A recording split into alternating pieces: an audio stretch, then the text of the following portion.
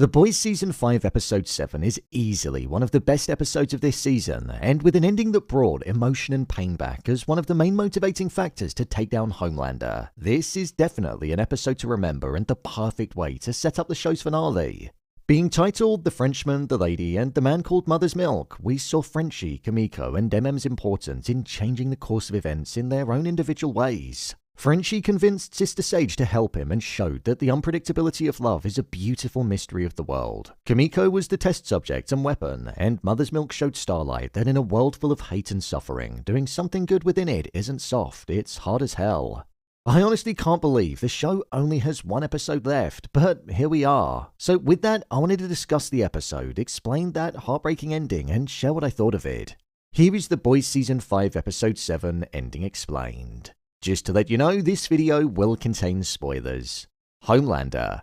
The journey of Homelander in this episode was all about showing us a couple of things. He was brandishing his power in completely new ways and letting the fact that he was immortal make him quite literally feel invincible. For example, he wanted to disband Congress and bring in new laws such as banning nut milk. It showed that he'd gone completely crazy, and instead of allowing democracy to exist, he essentially wanted to be a totalitarian dictator that ruled the country in his way. He spoke of a reckoning that was going to be occurring for all of those that were seen as the unfaithful, and we saw that reckoning beginning with him wanting to eradicate anybody that was seen as an unbeliever, such as the people that got the VIP treatment of Vought and had to give their feedback on the promo of him being handed the crown of thorns and unveiled as the new god.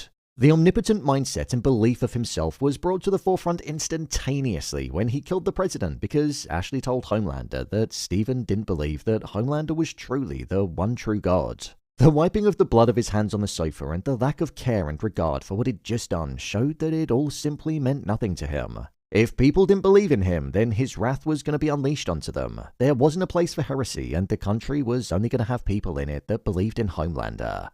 What I found interesting about Homelander's arc was that even though he had immortality, was planning on being only left with people that believed in him. The conversation with Soulja Boy was arguably one of the most telling things about the fragility that still existed in Homelander's mind, and no V1 was going to help that. Soulja Boy didn't want to be on board this all-worship Homelander train and thought it was ridiculous. He didn't believe that Homelander was a god and he still thought that he was weird. However, the most detrimental thing that Soulja Boy said to his son was, "You're no god." Those three words caused a reaction in Homelander's face which showed that he said something that he couldn't come back from, and it cut him deep. When Homelander screamed, "I am God," it showed the insecurity that Homelander had and the desperation that he had in wanting people to believe that he was, and the frustration that Soulja Boy, the one soup that he's ever felt inferior to, and his own father didn't actually view him as one. Even though Homelander was getting the approval from the masses, he wanted true belief and for people to worship him out of love, not fear, something that has been present since the very beginning of the season. Even though he made sure that he was going to get that, with Soulja Boy planning on leaving, his father not believing and leaving him all on his own, it was his worst nightmare. Homelander's biggest fear is being unloved and being alone, and Soulja Boy walking out on him marked that very thing happening. Homelander essentially got what he wanted, which was immortality and immunity, but it cost him everything. Soulja Boy didn't want to be near him, Sage was a traitor, Noir was dead, Firecracker was dead, Ryan didn't want anything to do with him, and all he was left with was a useless Deeb. An eternity of being alone is something that he most certainly doesn't want, but it's what he's been left with. Loneliness and being called a disappointment have plagued him since he was a child, and with Soulja Boy now planning on abandoning him, it was going to be happening all over again. What's the point in having success if you can't share it with anybody? That's why he ended up capturing Soulja Boy when his back was turned and putting him back into the cryo chamber. He said to Soulja Boy that he loved him, so even if he was frozen in his apartment, in Homelander's eyes, technically he wasn't going to be alone. Homelander had hired all of the most powerful psychic soups to be alongside him, such as Synapse, Grey Matter, and Psych KO, so that they could essentially work out if people were being truthful about being believers or not. This showed that Homelander truly didn't have a place for anybody in his world that didn't believe that he was a god and was falsely believing in him. This is essentially the reckoning that he spoke of, and now that he has it his way, the purge is going to truly begin. With Homelander finding out the location of Sage, he went to the location where Frenchie and Sage were working on replicating Soulja Boy's powers and planting them in Kimiko, and honestly, when he was there, this felt like the most menacing that we'd seen him all season. The arrogant nature that he had to say to Frenchie that they were simply trying to replicate Soldier Boy's power, and with Frenchie saying that they actually managed to do it, the smile that Homelander emitted was one that was actually laced with fear, and even though he was smiling, you could see it in his eyes that he knew that he was about to be faced with his own mortality again. It wasn't the virus this time, but it was the radiation.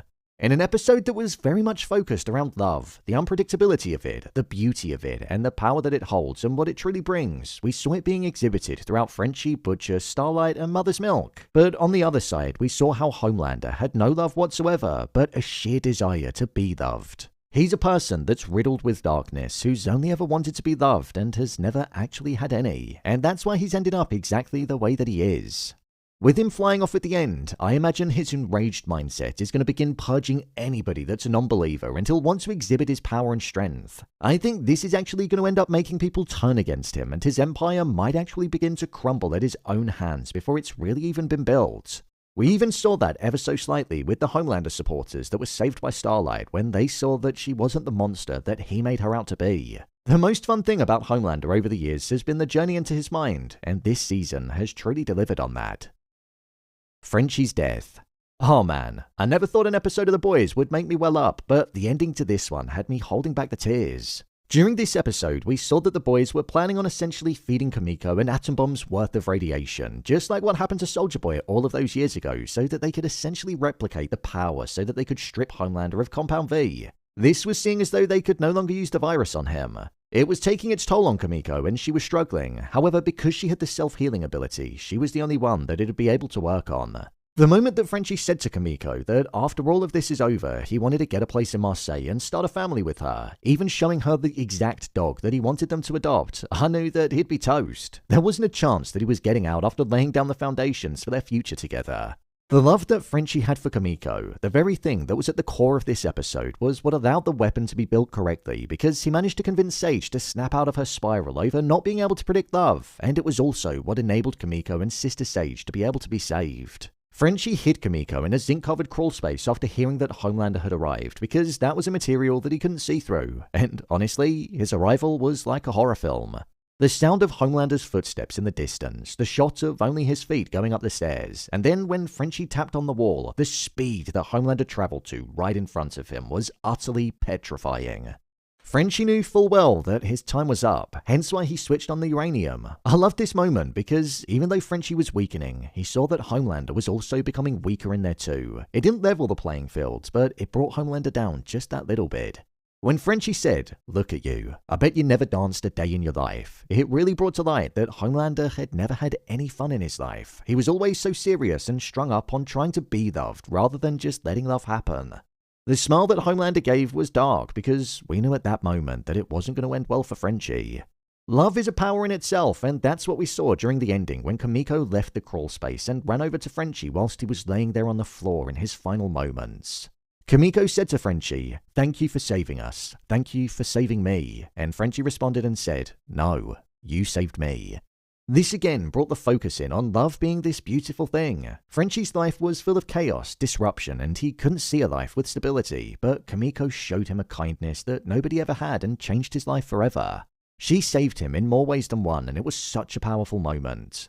The score was beautiful under this scene, but when it fell silent and Kimiko was cradling him and crying into him, saying, "Please don't leave me," we saw the other side of love, the side of heartbreak, pain, and the broken state that you can be left in when the person that you love leaves.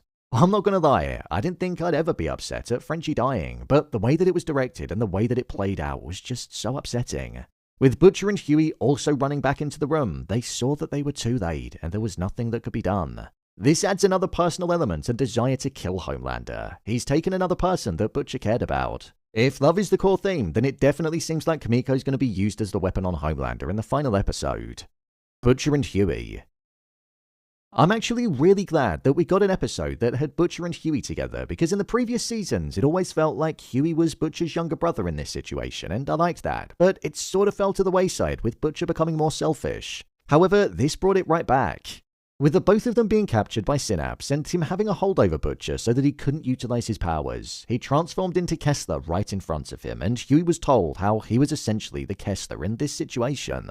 The mission that they were on and the fact that Butcher's dark mind and desire to hit the target no matter what the cost was brought to light, and the fact that he was the sole survivor was brought to the forefront. Within this story, you could see the similarities where Homelander was the target that Butcher wanted, that he'd get him no matter what the cost, even if he was the sole survivor.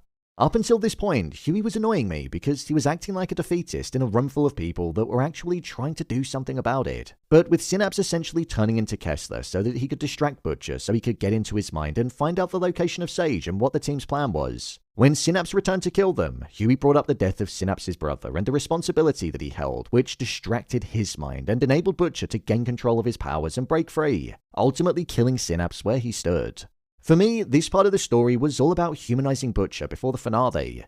We spent a large part of the show almost seeing Butcher as this anti-hero, one that had lost all of his humanity, but this episode was all about showing us that he still cared and that he'd almost returned to how he used to be. He cared about Hughie, he cared about defeating Homelander, and he wasn't now just going to be willing to allow the people that he cared about to be killed, all for the target, like what happened with Kessler. So I liked that we got that intimate time with Butcher and Hughie. The Deep. Now, I thought the Deep was just going to do a runner, but he actually confessed to Homelander what he did to Black Noir, which did surprise me. With Homelander disbanding the Seven and no longer wanting the Deep to have anything to do with him, even though the Deep had been loyal to him and had cost him pretty much everything and everybody, when the Deep left, we saw him truly feeling lost in the world. He had no sense of belonging on land because everything he'd ever done had been for Homelander, and this is why he turned to the sea. However, when he turned to the sea, Xander the Shark basically told the Deep that if he ever went into the water again, the sea life would make sure that the Deep paid for the 1.4 billion fish that were killed by the oil pipeline that he endorsed on the 15th of March. Even though it wasn't him that caused the leak, the fact that he endorsed it and went against the species that he was supposed to care about most was something that they couldn't forgive. So the Deep wasn't safe in the sea either. This showed how he truly had no sense of belonging anymore and how he was a lost soul without a purpose. There was a man that was struggling in the sea and the Deep refused to go into the water to save him. This was captured on video by somebody that was on the beach, and I feel like this is going to come back to haunt the Deep.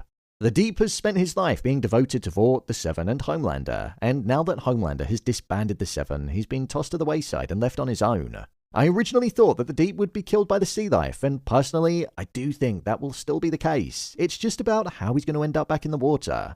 Unlike A-Train, the Deep is a truly irredeemable character that never once went to the right side of the moral fence, and now he's paying the ultimate price for it. Starlight and Mothers Milk. With Homelander running a survey on some of his loyal followers for a promo that was going to be pushed out about him being announced as God, the psychic soups were there to see what they truly felt and if they were lying on the survey. As O-Father told Homelander, only 6 out of 30 were true believers, which made Homelander want the non-believers to be killed, even if they were following him. This marked a turning point because it showed that Homelander didn't just want support, he wanted true support and was willing to slaughter people that were on his side but weren't going to accept him as a god. Marie and Jordan appeared in this episode as they shared intel about O-Father spending time at Vought Studios, but Starlight essentially told them that their work was done and that there was simply nothing that they could do about it. Starlight didn't see the point in Marie having the powers that she had, considering that she couldn't control them properly. This was what essentially sparked the conversation between Starlight and Mother's Milk about not only the origin of Mother's Milk's name, which was because he cared for a wounded pigeon and got it back to full health, but it also shone a light on the importance of trying to save people that don't think they need to be saved and that doing something good in a world that's full of darkness, even though it might be an uphill battle and be perceived as something that's soft and a waste of time, it's not. It's tough and hard and actually needed. Mother's Milk actually convinced Starlight to change her mind, and with Dogknott and Sheline wiping out some of the people in the screening room, they burst in and saved the people by killing them. What I liked about Starlight's arc in this episode was that we saw that she not only saved the people that didn't initially feel like they needed saving, but she also convinced them that she was good and exposed them to the truth about Homelander. Starlight got a thank you from a Homelander supporter, which showed that people can change and can be saved even if they feel like they don't need it. We also saw Mother's Milk addressing the change that he underwent this season. With all of the talk of him potentially turning into a dark soul like Butcher, he reminded himself that he actually wasn't a dark soul. It was just for a brief moment whilst in the internment camp where he lost his heart and just became a ruthless individual. But now he cares and wants to make the world a better place again. My review of the episode. I thought this was hands down the best episode of the season. Penultimate episodes in shows always find a way of delivering, and this one followed suit with that. There was just constant tension from the moment that it started, and I just didn't want it to finish. For me, the most frightening part of this episode was Homelander's smile that he made towards Frenchie just before killing him. There was something about it which just felt so patronizing, where even though Homelander was getting weaker because of the uranium, he was going to prove to Frenchie that he was still stronger than him. It was really haunting. When it came to the cameos from Marie and Jordan, I thought they were pretty pointless, to be honest. I don't feel like they were needed, and when Mother's Milk called Marie as strong as Homelander, it just felt like a bit of an awkward conversation because we've seen Homelander and we've seen her, and it's just not. I get she can't control her powers perfectly, but after seeing Homelander all season and then seeing Marie, it's just levels. Like I've said all season, I hope they don't have that strong of an involvement, and I don't think they will now, which I'm quite glad about. Frenchie's death is probably up there with one of the saddest moments in the entire show. I just thought the scene was directed so well. It drew us all in. We had the build-up with Frenchie wanting to build a life, him talking about love, a future, and then we saw it all come crumbling down within minutes. The pain in Kimiko was what helped make the scene what it was as well. I do find it odd that they've been so on and off this season though. I feel like that did take just something away from it. Within this episode, I feel like we got some peak Butcher moments as well. Moments that just reminded me of how he used to be during the earlier seasons of the show. He had his comedic lines, his blasé attitude, but we also saw him absolutely owning people, which I loved. It's nice to get this Butcher back right towards the ending. Hughie did annoy me slightly with his defeatist mindset in this episode. He was the only person that was walking around and saying, "We've lost," and I just found it a bit weak. So that was something that I was rolling my eyes at. The opening scene with O-Father doing the musical number about Homelander was honestly perfect. It made sense to get O-Father singing because of the actor's connection to Hamilton, but not only that, the song was super catchy. The deep storyline is something that I have actually really enjoyed this season. Seeing him navigating a space that has no direction and now seeing him being abandoned feels quite fitting for the character. I just have no idea how his story's going to end, and that's what makes it feel even more intriguing. With the way that this episode concluded, there's a hell of a lot to do in the final episode, but I don't doubt that it's going to be a good one. Everything is now at stake. Homelander knows that there's a weapon coming for him, and there's nothing he can do about it. Honestly, I'm preparing for a total bloodbath, and I can't wait to see how the show's going to end. The emotions are there, the story is still there, and next week, I'll be there too. So, there you have it, The Boys Season 5 Episode 7 Ending Explained.